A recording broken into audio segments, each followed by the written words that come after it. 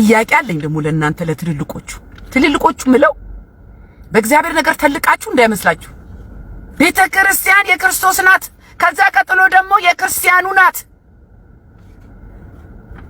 ማንም ቤተክርስቲያንን የኔ ነው የሚል ነገር የለም። ቤተክርስቲያን ያለ ሌላው ህብረተሰብ ያለ መንጋው ባዶ ነው። ቤተክርስቲያን አለኝ ብለ አይነት መንፈሳዊነት ነገር አይታይባችሁ። ርህራሄ አይታይባችሁ። የሚታየው እልህ፣ ትቢት፣ ትትና የሌለው ቅንነት የሌለው እርስ በርስ መለያየት እንዳለ ይህንን አይቻለሁ እኔ። እህታችሁ ወንጌላዊት ጸገነት ነኝ። ይህ ወንጌል ለዓለም ሁሉ የቃልና የመንፈሳዊ ምክር አገልግሎት የመጨረሻው ዘመን ደግሞ የእግዚአብሔር ድምጽ የሚሰማበት ነው። ጌታ የተባረከ ይሁን። ዛሬም ደግሞ እንግዲህ በአንዳንድ ነገሮች ላይ በወቅታዊ ጉዳዮች ላይ እግዚአብሔር ቃልና ሐሳብ ጋር ምን ይመስላል በሚል ያለኝን መልእክት ወደ እናንተ ይዤ መጥቻለሁ። ሁላችሁንም በጌታ ፍቅር ወዳችኋለሁ። ከናንተ መፈልገው አንድና አንድ መልእክቱ ለብዙዎች እንዲደርስ ሼር፣ ሰብስክራይብ እና ላይክ እንድታረጉ በጌታ ፍቅር ጠይቃችኋለሁ። ለናንተ ምንም ዋጋ ማያስከፍል ነገር ግን ለብዙዎች ደግሞ ደርሶ መልእክቱ ለውጥ የሚያመጡበት ስለሚሆን እባካችሁ ይሄንን አደራ አላችኋለሁ። እግዚአብሔር የተባረከ ይሁን። ዛሬ ያው መግቢያ አለኝ አይደለ? ሁሌ ዋናው የመልእክቴ ሐሳብ ግን መለያየት የሥጋ ፍሬ ነው። በዚህ ሰሞኑን ያለው ከቤተ ክርስቲያን የወጣው ክርክርና ከኛ መሰማት የሌለበት ሽምቅቅ የሚያደርግ ነገር ሽምቅቅ። እኔ መቼም ከቤተ ክርስቲያን እንዲህ አይነት ነገር ሲወጣ ሽምቅቅ አትሉ። ማይገባ ነገር በእግዚአብሔር ቤት ሆነ ተብሎ በእግዚአብሔር ቤት ተፈጸመ ተብሎ በአደባባይ ስትሰሙ ስንት ትውልድ ሊሰናከል እንደሚችል ይህ ሰሞኑን ከመሰረተ ክርስቶስ ቤተክርስቲያን በግብረ ሰዶም በማጋለጣቸው ወይ ደግሞ የሆነ ግብረ ሰዶም ነገር አለ እዚህ ቤተክርስቲያን በሚል ግንኙነት አላቸው በሚል እኔ በጣም እረዳለሁ። ምንድነው የተረዳሁት? ይሄ ቤተክርስቲያን ከውጭ ሀገር ካሉ ግብረ ሰዶምን ከሚፈቅዱ ቤተክርስቲያኖች ጋራ ግንኙነት አላትና ያንን ታቋርጥ ነው። በዛ ነው የተነሳው የሚመስለኝ እንደማምነው። ስለዚህ በዚህ በመሰረተ ክርስቶስ ቤተክርስቲያን ግብረ ሰዶምን ትደግፋለች በሚል ሲቃወሙ የነበሩ ከአባልነት ታገዱ የሚለው ነገር ያው አሁን እየተናፈሰ ነው ያለው። የኔ ጥያቄ ምንድነው? ቤተክርስቲያን ምትዳኝበት ምትከተለው የእግዚአብሔር ቃል የሚባል ነገር አለ፣ ሕግ የሚባል ነገር አለ አይደለም? አሁን ግን እያየን ያለ ነው ከፕሬዝዳንቱ ጀምሮ ቁጭ ብለው ስለዚህ ጉዳይ ሲናገሩ የመንግስት አስተዳደር ሕግ ነው የሚመስለው። ድምጻቸው፣ አነጋገራቸው መንፈሳዊ ይዘት የለውም። ችግሩንም የፈቱበት ምክንያት ይሄ የሄዱበት መንገድ መዋቅሩ ራሱ የመንግስት አስተዳደር የሆነ የቀበሌ ነገር አይመስልም። መንፈሳዊ ቃናችን የት ሄደ? በጣም የሚያሳዝነው ነገር ደግሞ ቤተክርስቲያን እንደ ቤተክርስቲያን ብዙ እርኩሰት የተሸከሙ ሰዎች አሉ። ቤተክርስቲያን ውስጥ የእግዚአብሔርን ቤት ያረከሱ ሰዎች አሉ። ቤተክርስቲያን ውስጥ ምንም የማይባሉ ጋሼ ተብለው የተቀመጡ ወይ ገንዘብ ይሰጣሉ ወይ በሆነ በስልጣናቸው በሆነ ነገር እያስፈራሩ የተቀመጡ አሉ ቤተክርስቲያን ውስጥ መወገድ ያለባቸው ምንም ይሁን ምንም። ይሄ ደግሞ ከግብረ ሰዶማውያን ቤተክርስቲያን ከሚያራምዱ ጋር የገንዘብ ትስስር አለ ብዬ አምናለሁ። ለምን?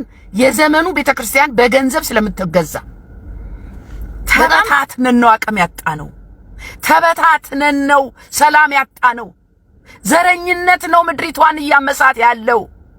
አለመያዝ ነው፣ እግዚአብሔርን አለመፍራት ነው ምድራችንን እያመሳት ያለው። እንደ ሀገር ተበታትነናል፣ እንደ ቤተክርስቲያን ተበታትነናል፣ እንደ ህዝብ ተለያይተናል፣ ተጠላልፈናል፣ ተጠላልፈናል። አስባችሁታል? ስለዚህ ዛሬ መልእክቴ ይሄንን መግቢያ ካደረኩኝ ቪዲዮ አያይዛለሁ። የትግሬ እናቶች መሬት ላይ እየተንከባለሉ የሚያለቅሱበት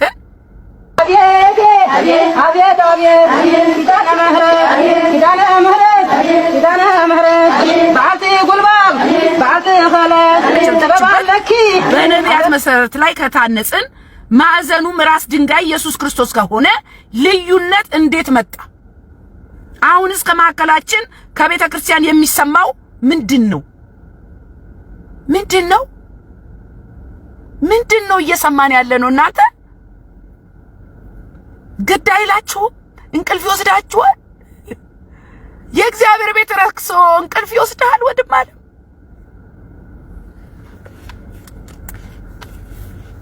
ይሄ ነገር ከቤተ ክርስቲያን ስለተሰማ አይጨንቅም? አይጨንቃችሁ? ምን ይጨንቀኛል? ድናውጣ የለ እግዚአብሔር ያላስቀመጠ ከሆነ ልቀቅ። የእግዚአብሔርን ቤት ልቀቅ። የእግዚአብሔርን ሕዝብ ያምልክበት። ወዴት እንሂድኛ? እውነተኛ ሽማግሌ፣ እውነተኛ አምልኮ፣ እውነተኛ እረኛ፣ እውነተኛ አባት፣ እውነተኛ መካሪ፣ ለትውልድ ግድ የሚለው ለእግዚአብሔር ቤት የሚጠነቀቅ አባት ከየት እናምጣይም? ስለዚህ ፓትርያርኩ እንኳን ሳይቀሩ ቪዲዮ አያይዛለሁ። ምን ብለዋል? የከፋ ዘመን ነውና ወደ አምላካችን ማልቀስ የሚገባ ነው ብለዋል። ጳጳሱ አውቀውታል። ቤተክርስቲያንም ታውቃለች። የኛም ቤተ እረኞቹ በደንብ ያውቃሉ። ሁላችንም እናውቃለን ዘመኑ የከፋ መሆኑን። ግን ወደ እግዚአብሔር ለመጮህ ምን ነው ዘገየን? ጸሎት በያለንበት ሁሉ ጸሎታችንን በያለንበት ሁሉ ወደ አምላካችን ማልቀስ የሚገባን ነው። አንድ ክልል ሆኖ እንኳን አማራ ሆኖ እንኳን እሷ የደብረ ብርሃን ነች፣ እሷ ወልቃይት ነች፣ እሱ ጎንደር ነው። እዚህ ጋር ደግሞ ኦሮምኛ ይመጣና የሸዋ ኦሮሞ ነች፣ ወላይ እንትን ደግሞ ወልጋ ነች፣ አሩሲ ነች፣ አሜባ። እዛ ደግሞ ደቡብ ስትሄድ እሱ ወላይታ ነው፣ እሱ ከምባታ ነው፣ ሀዲያ ነው። ተቆራርጠ የእግዚአብሔር የምትዘምረው ነገር ተቀባይነት ያለው ይመስላል። ዝም ብላችሁ በጊዜያችሁ አትጨርሱ። አትጫወቱ በእግዚአብሔር ቤት፣ አትቀልዱ በእግዚአብሔር ሕዝብ ላይ። አንደኛ ቆሮንቶስ ምዕራፍ 1 ይህንንም እላለሁ እያንዳንዳችሁ ስሙኝ፣ እኔ ጳውሎስ ነኝ፣ እኔ አጵሎስ ነኝ፣ እኔ ግን የኬፋ ነኝ፣ እኔ ክርስቶስ ነኝ ትላላችሁ። ሙሉ ወንጌል ነኝ፣ መካነ ኢየሱስ ነኝ፣ ቃለ ሕይወት ነኝ፣ መሰረተ ክርስቶስ ነኝ ትላላችሁ። ነብዩ ጩፋ ጋር ነኝ፣ እንትና ጋር ነኝ፣ ዮናታን አክሊሉ ጋር ነኝ። ስሙኝ ባካችሁ፣ ክርስቶስ ተከፍሏልን? ጥያቄ ላንተ ከሰማችሁ፣ ክርስቶስ ተከፍሏልን? ጳውሎስ ስለናንተ ተሰቀለን? ወይስ በጳውሎስ ስም ተጠመቃችሁን? ሁላችንም በአንድ ስም በክርስቶስ ኢየሱስ ስም በአብ በወልድ በመንፈስ ቅዱስ አይደለም እንዴ ተጠመቅነው? እናንተ መሰረተ ክርስቶስ፣ መካነ ኢየሱስ፣ ቃለ ሕይወት፣ ሙሉ ወንጌል የምትባሉት ትልልቆቹ ተሰብሰቡና አንድ ሁኑ። የአንድ አባት ልጆች ነን። አንድ ቃል ነው የሚመራን። አንድ መንፈስ ነው የጠጣነው። ክርስቶስ ኢየሱስም አንድ ነው መሰረቱ። በነቢያት መሰረት ላይ የተመሰረትን ከሆንን አሁን ደግሞ ታስሮ የተፈታው ነብይ ማለት ነው በአካሄዱ ብሶበታል። ወንድም አለም በማስተዋል ተናገር፣ በማስተዋል ተናገር። ትውልድ የሚያስት ነገር፣ የእግዚአብሔር ቃል ውጪ የሆነ ነገር፣ በተለይ በገንዘብ ነገር በጣም ተነክተሃል። ቢግ ኢሹ ነው። ገንዘብ ቢግ ኢሹ ነው። እኔ አሁን አንድ ሀገር ሄዳለሁ አይደል? ውጭ ሀገር ሄዳለሁ። 3 ቀን ኮንፈረንስ አደርጋለሁ። ሰው ይፈወሳል፣ አጋንንት ይወጣል፣ በሽተኛ ይፈወሳል፣ ሰው ጌታን ይቀበላል፣ ሁሉ ሰው ይጽናናል። ፕሮግራሙ ሲያልቅ ሁሌ ፈንድሪዝ አደርጋለሁ። ለአገልግሎቴ የምትደግፉ ሰዎች ገንዘብ ጠይቃለሁ። ካለቀ በኋላ የሚጨቃጨቁት በገንዘቡ ነው። ልክ እንደ ቀለም ቀቢ እኮ ስራውን እኔ እሰራዋለሁ፣ ስንት እንደምትከፍሉኝ ንገሩኝ። የሀገሬ ነጋዴ እንደ ቀለም ቀቢ ዋጋ እየተነጋገርክ ሆነ የእግዚአብሔርን ስራ የምትሰራው። ከኪስህ አታወጣ። በጸጋ አገልግሉ፣ በነፃ የተሰጠህን በነፃ ስጥ የተባለው ለምን መሰለህ የምንጨቃጨቀው? እኔ እነግርሃለሁ። አንደኛ አገልግሎት ክፍያ እንዳለው ስለማናቅ የእግዚአብሔር አሰራር ስላልሆነ። ክፍያ አለው እንዴ የእግዚአብሔር ስራ? ተነበይክና ብረን ገንዘብ አምጪ አይሰራም። ሁለተኛ የውሸት ትንቢት ተናግረህ የምትጠይቀን ከአቅማችን በላይ ስለሆነ ሁለት ቃል ተናግረህ $2000 ትላለህ። ከየት ይመጣል ወንድም አለ። ተው እንጂ ተው። ሌላው ደግሞ አስቀድመን ዋጋ ስላተነጋገር የማይጠየቀውን ስለጠየቅ የእግዚአብሔር ነገር በነፃ የተሰጠህን በነፃ ስጥ። አንተ ሰው ተመለስ። የኛ ስራ ያንተን ገንዘብ ወደ ሰማይ ማስገባት ነው የኔ ስራ አለ። አንጡና እኔ በሰማይ መዝገብ አስገባላችኋለሁ። ምን አይነት አስተሳሰብ ነው ይሄ? የኛ ስራ የእናንተን ገንዘብ ወደ ሰማይ መዝገብ ማስገባት ነው። ልክ ባንከሩ ቁጭ ብሎ ስታመጣ እንደሚከትልህ እኔ ደግሞ ስታመጣ ከትልህ። ባንክ እንደሚቀመጥ ገንዘብ እኔ ደግሞ በሰማይ መዝገብ አስገባላችኋለሁ አለ። ወንድም ዓለም ልትጠፋ ነው። በአገልግሎት ከወረዱ አገልጋዮች አንዱ አንተ ነህ። እኔ ይህንን ምነግርህ እንድትመለስ ብዬ ነው። ያ ደግሞ ዳንሳ ጸጉሩን እያበጠረ እንደ ማለት ጾም ጸሎት ላይ ነኝ አለ። ምንጣፍ የተንጣለለ ቤት ምን አገባህ? ለምን ታሳየናለህ አንተ? ጾም ጸሎት ከእግዚአብሔር ጋር ማለት ዩቲዩብ ላይ ምን አወጣ? ምሽጋት ይዘህ እንዴት ተሰውረ ከዛ በኋላ የእግዚአብሔርን መልእክት ይዘህ ብቃተለ ጸጉሩን እያበጠረ ዘንድሮ ችግራችሁ እንደዚህ ብጥር ወደፊት ወደ ኋላ ብጥር ግራ ግብት ብሏል። ዩቲዩብ ላይ ምን አስወጣ? እውነት ጾም ጸሎት ላይ ከሆንክ በርን ዘግተህ 40 ቀን ጸልየህ የሆነ ነገር ለትውልድ የሆነ ነገር ለሀገር የሆነ ነገር ለቤተክርስቲያን እውነተኛ መልእክት ይዘህ ትመጣ ነበር። ቁጭ ብለህ ጸጉርን እያበጠርክ ዝንጥ ብለህ እዛ በሞቀ ቤት እየተንከባለልክ ከማን እሱን ከማወዳ ምን ይወዳደራል? ሁሉን እርግፍ አድርጎ አስትቶ ያስኬዳል። ሽልማቴ የኔ ጌታ። ጸሎት ላድርግና ወደ ዋናው መልእክት ይገባለሁ። እግዚአብሔር አባት ሆይ እናመሰግናለን። ክብር ላንተ ይሁን። ጌታ ሆይ አንተ መልካም ነህ፣ ሁሉ ጊዜ መልካም ነህ። እንወድሃለን፣ እናከብርሃለን። እግዚአብሔር አባት ሆይ ይህንን ጊዜን ሰዓት ደግሞ ስለሰጠኸኝ ተመስገን። አሁን ደግሞ እግዚአብሔር ሆይ ቃሉን ሳስተላልፍ መልእክቱን ሳስተላልፍ መንፈስ ቅዱስ እንድታግዘኝ እግዚአብሔር ሆይ ለምናል ጸልያለሁ። ሰሚዎችም ጆሮ እንዲከፈት ጌታ ሆይ አንተ ክብሩን ውሰድ። ሁሉ ላንተ አሳልፈ የሰጠው በምትወደው ልጅ በጌታችን በመድኃኒታችን በኢየሱስ ክርስቶስ ስም ጸለይኩኝ። አሜን። እግዚአብሔር የተባረከ ይሁን። ዛሬ ያው የመልእክቴ ሐሳብ እዚህ ጋር ሰጥቻለሁ። እግዚአብሔር የተመሰገነ ይሁን። መለያየት የሥጋ ፍሬ ነው። መለያየት የሥጋ ፍሬ ነው። ይሄ ነው ዋናው መልእክቴ።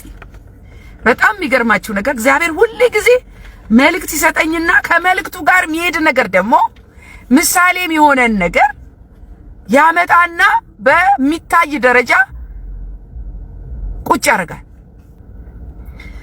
ጳውሎስ ጽፎልን የለም ወይ? የቤተ ክርስቲያን የምትተዳደረው በእግዚአብሔር ቃል አይደለም ወይ? የኔ ጥያቄ እሱ ነው። የሰውኛ አሰራር ስጋ የሚሸት ነገር ይሄው ነው ፍሬው። በቃ እኮ ሰውን ያማከለ እንጂ እግዚአብሔርን ያማከለ አካሄድ ካልሄድን ውጤቱም ይሄ ነው። በቃ ሰውን የወሰነው ምናምን በእግዚአብሔር ቤት ይግባኛል እንዴ? አሎ አልገባኝ። የነዚህ ሽማግሌዎች እንትን ካልተቀበሉ ይሄኛው ጋር እዚህ ጋር ሄደው ማመልከት ይችላሉ። ኧረ እባካችሁ ተው፣ እባካችሁ ኧረ ግራ አታጋቡን እባካችሁ። ኧረ እባካችሁ በቁልጭ አድርጎ እግዚአብሔር ጽፎልናል ቤተክርስቲያን እንዴት መተዳደር እንዳለባት። በጣም ደግሞ ያልገባኝና ግር ያለ ነገር ምንድነው ካላችሁ ያገዱት ቤተክርስቲያኑ አይደለችም። ቤተክርስቲያን አገደቻቸው የሚለው አገላለጽ ትክክል አይደለም። ቸርቹ ሳይሆን መሪዎቿ ናቸው ያገዷት የሚል ነገር ሰማሁ። ምን ማለት ነው? የነዚህ ትልልቅ ቤተክርስቲያን ተብለው የሚጠሩት ምንድነው ህጋችሁ? ከየት የመጣ ነው? መሰረቱ ምንድነው?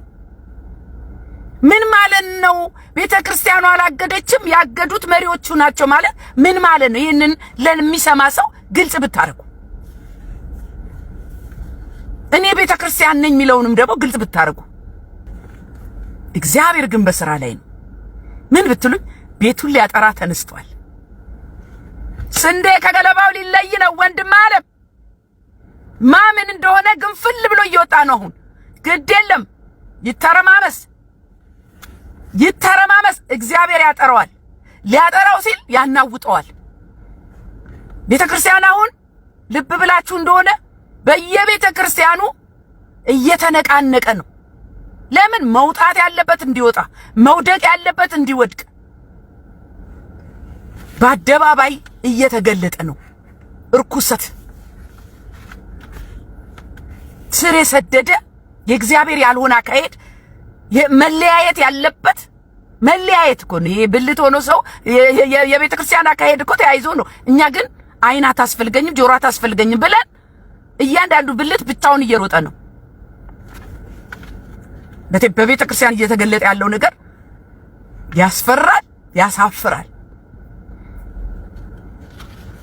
ስለ ቤተ ክርስቲያን ከመልእክቴ ጋር አብሮ ይሄድልኝ ማለት ነው። መልእክቴ ያዘጋጀሁት መለያየት የሥጋ ፍሬ ነው በሚል ነው። የሚገርማችሁ ነገር ይሄ መልእክት ከተዘጋጀ ቆይቷል። ይሄ ደግሞ መጣውን የመሰረተ ክርስቶስ ጉድ፣ እንደገና ደግሞ የሀገር ጉድ መጣ። ከሰሜን የሚነሳ ዘንዶ ሊበላ የተዘጋጀ የክፉ አሰራር፣ የዲያብሎስ አሰራር። ሰሜን ወንጌል እንዴት እንደሚቃወሙ ታውቃላችሁ። ባለፈውም ጎንደር ወንድማችን ነብይ ዘካርያስ ገብቶ ትዚህ ስንት ጣጣ መጣ። ወንጌልን ጠልቶ ሰው ይሄው መጣለህ ጦርነት ወንድም ዓለም። ስንት ንጹህ ደም የፈሰሰበት፣ ህፃናት ያለቁበት፣ እርስ በርስ እየተጨራረሰ አሁን ደግሞ የጦርነት ነጋሪ ተጎሸመ። ምን አይነት ነገር ነው እናንተ? እኮ የመንፈስ አሰራር ነው። ደም የጠማው አለ፣ ዘንዶ አለ፣ እዛ ሰሜን ዘንዶ አለ፣ የሚገበርለት አለ።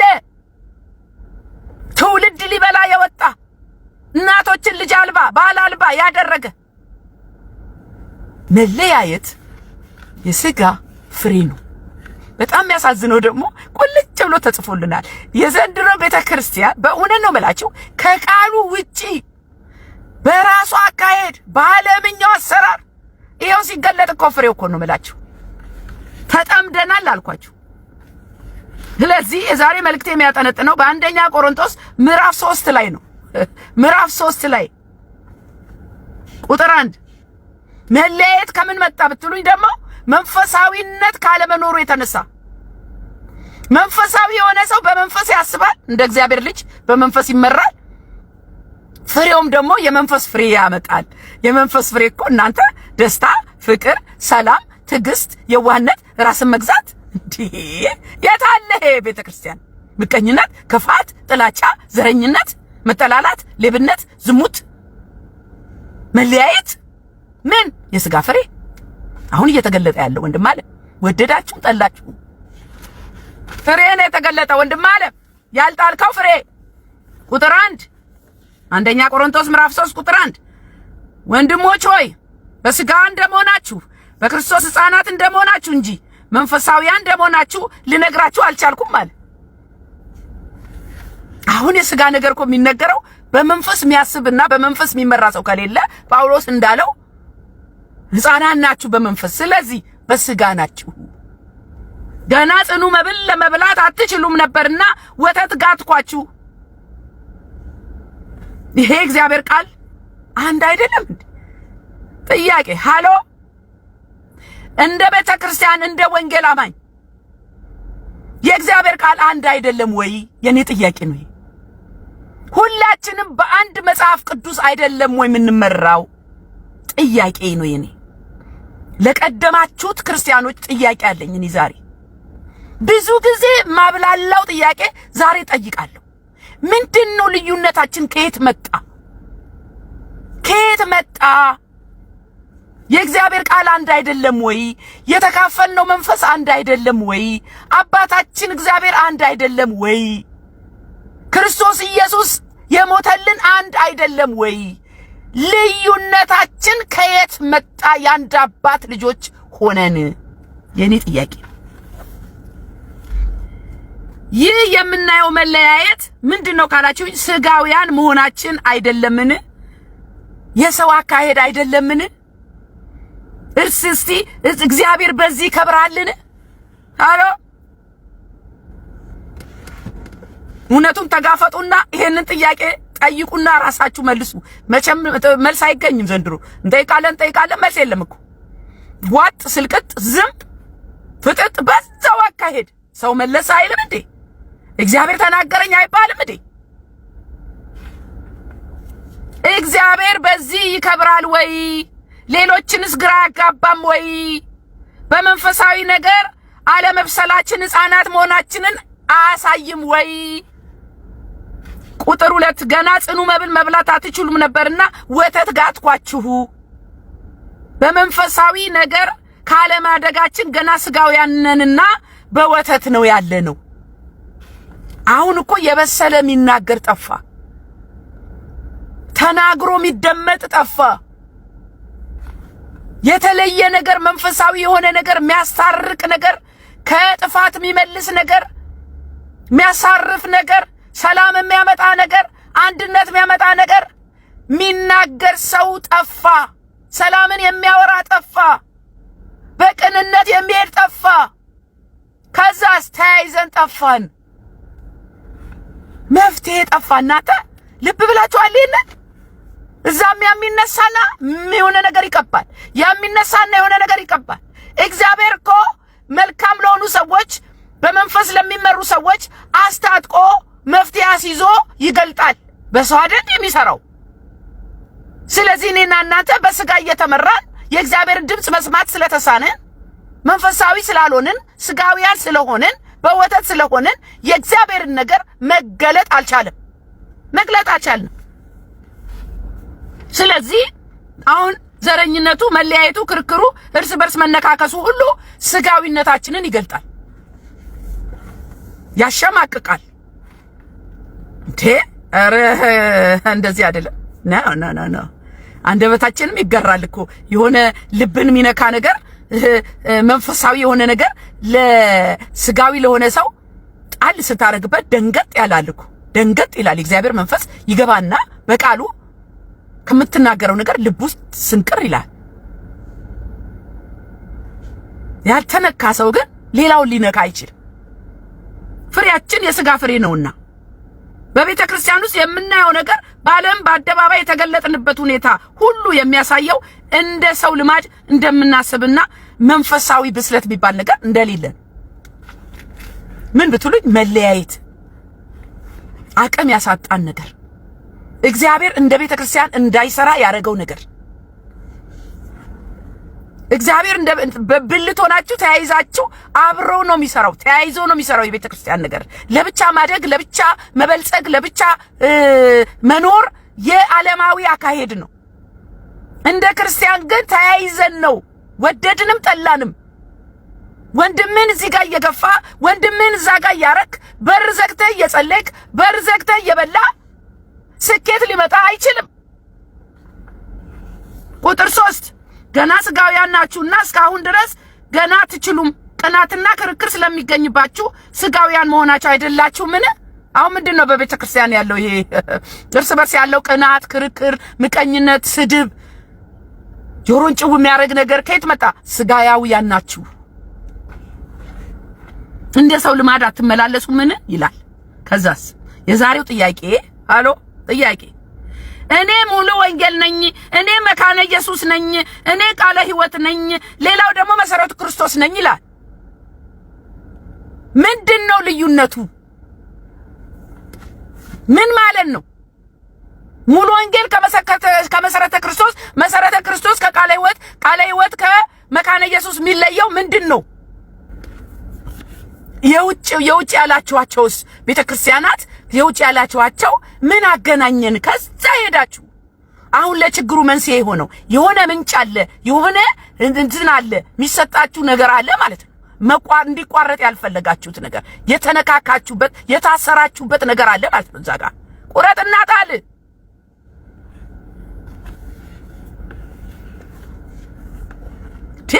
አይን ቢያሰናክል እኮ አይንን ጎልጉላ አውጣ ነው የሚል እግዚአብሔር ቃል።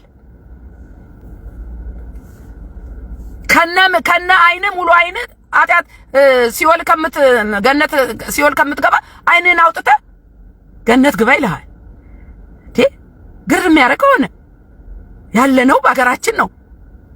የሀገራችንን መች ተወጣ ነውና እዛ እየሄዳችሁ ቤተክርስቲያን ውጭ ሀገር ያለ ቤተክርስቲያን አብራችሁ ቁጭ ስላላችሁ ምንድነው የሚፈጠረው? ምንድነው ጌይን የምታረጉት?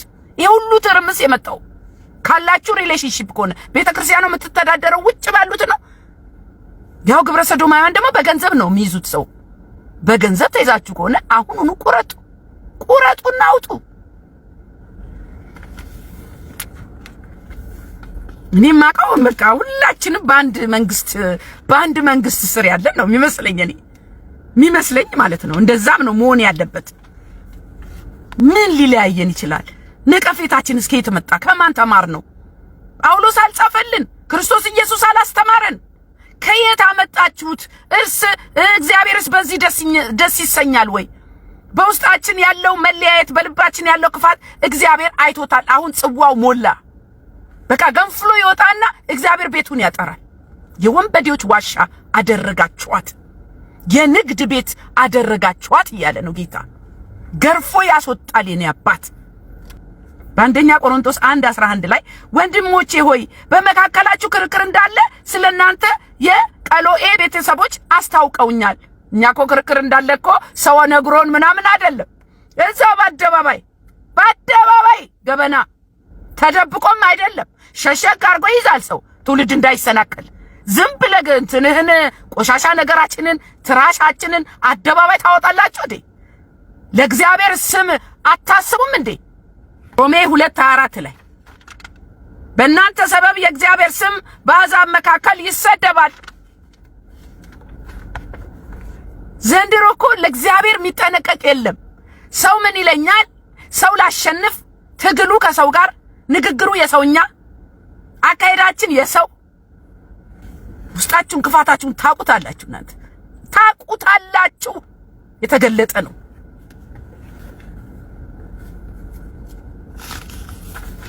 በመለያየታችን አሳፋሪ ልዩነታችሁንስ በእግዚአብሔር ፊት በመንበርከክ ማስወገድና አንድ መሆን አይቻልም ወይ?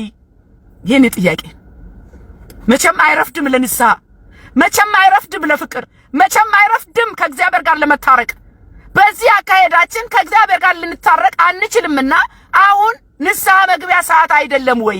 አሁንስ ልዩነታችንን በእግዚአብሔር ፊት ተንበርክከን ማረን ብለን አንድ መሆን አይሻልም ወይ? አይ የበሰበሰ ዝናብ አይፈራም፣ ቀጥል። ውጤት ግን የለውም። አንደኛ ቆሮንቶስ 3:5 አጵሎስ እንግዲህ ምንድነው? ጳውሎስስ ምንድነው? በእርሱ እጅ ያመናቸው አገልጋዮች ናቸው። ለእያንዳንዳቸውም ጌታ እንደሰጣቸው ያገለግላሉ። አለቀ በቃ። ይሄ ነው ቃሉ። አንዱ ይተክላል፣ ሌላው ያጠጣል። ነገር ግን እግዚአብሔር ያሳድጋል። ያሳድገው እኮ እግዚአብሔር ነው። ልታጠጣ ትችላለህ፣ ልትተክል ትችላለህ፣ መስክረህ ሰዎችን ወደ ጌታ ልታመጣ ትችላለህ። መጋቢ ነኝ ብለህ በቀን ልትመግብ ትችላለህ፣ ልትሰብክ ትችላለህ፣ ልትጸልይ ትችላለህ። ግን የሚያሳድገው እግዚአብሔር ነው። የሚያሳድገው የሚያለመልመው ኢየሱስ ክርስቶስ ይባላል። ሃሌሉያ ይባላል። ዋና የሚያሳድገው ጥበብን የሚሰጠው የሚያጸድቀው እግዚአብሔር ነው። ነገር ግን ሁላችንም የእግዚአብሔር እርሻ ነን። የእርሻው ባለቤት አንድ ነው። በክርስቶስ ኢየሱስ አንድ ነን። እግዚአብሔር አልከፋፈለንም። ይልቁንም እኔና አባቴ አንድ እንደሆንን እናንተም አንድ ሁኑ ነው የተባልነው። አንደኛ ቆሮንቶስ 3:9 ላይ እናንተ የእግዚአብሔር እርሻ ናችሁ፣ የእግዚአብሔር ሕንጻ ናችሁ፣ ከእርሱ ጋር አብረን የምንሰራ ነንና ለትውልዱ ተጠንቀቁ እንጂ ለመንጋው ተጠንቀቁ እንጂ። እረኞች ይራገጡ፣ መንጋው እኮ በቃ መንጋው ተጨነቀ፣ መንጋው ተረገጠ፣ መንጋው ግራ ገባው፣ መንጋው ተቅበዝባዥ ሆነ። እንደ ሀገር ተከፋፍለን እንደ ቤተ ክርስቲያን ተበታትነን የእግዚአብሔር ምሕረት እንዴት ይምጣ? ሃሎ እንዴት ይምጣ? እግዚአብሔር እንዴት ይታርቀን? እግዚአብሔርን ደስ የሚያሰኘው ከሆነ አካሄዳችንን ለምን አንቀይርም? እግዚአብሔር መለያየታችንን ካልወደደውና በቃሉም ከተናገረን ለምን አንዳንሆንም? እግዚአብሔርን ለምን አንሰማም? እግዚአብሔር አካሄዳችሁን አልወደድኩትም፣ መለየታችሁን አልወደድኩትም፣ አምልኳችሁን አልተቀበልኩትም ካለ ለምን አንተውም? ለምን አንስተካከልም? ለምን እግዚአብሔርን ሰምተን አንመለስም?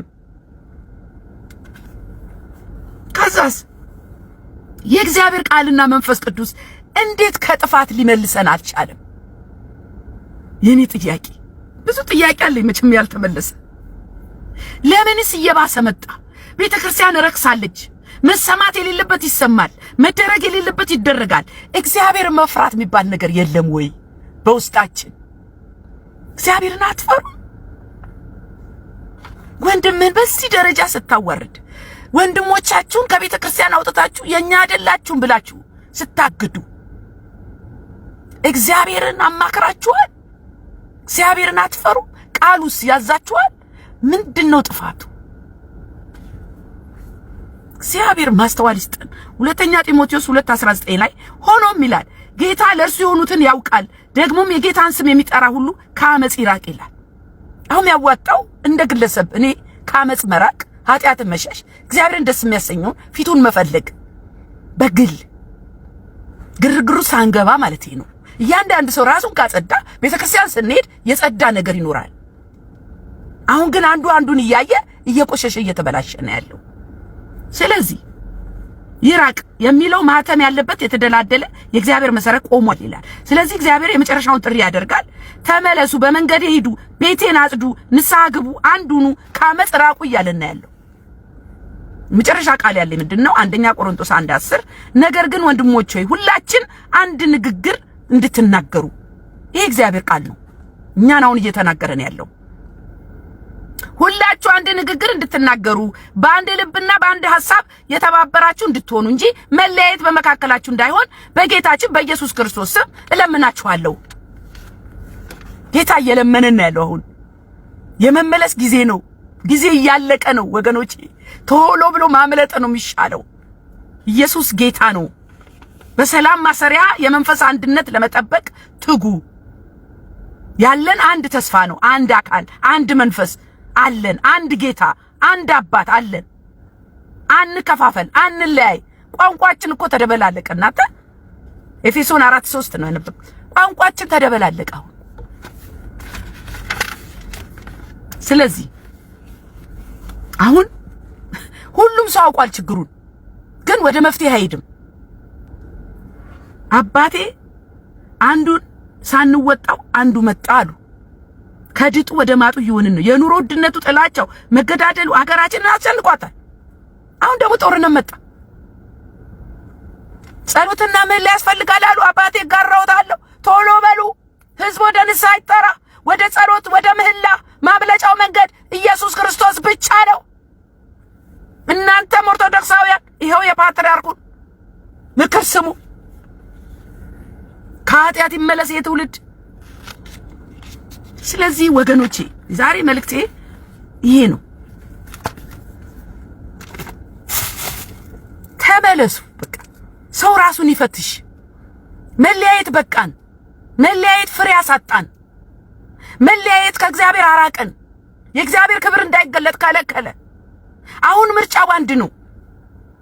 በእግዚአብሔር ቃል እንመራ፣ የእግዚአብሔርን ድምፅ እንስማ፣ ንስሐ እንግባ፣ እንደ ቤተ ክርስቲያን እንያያዝ፣ ወደ ቃሉ እንመለስ። መፍትሄ ይመጣል።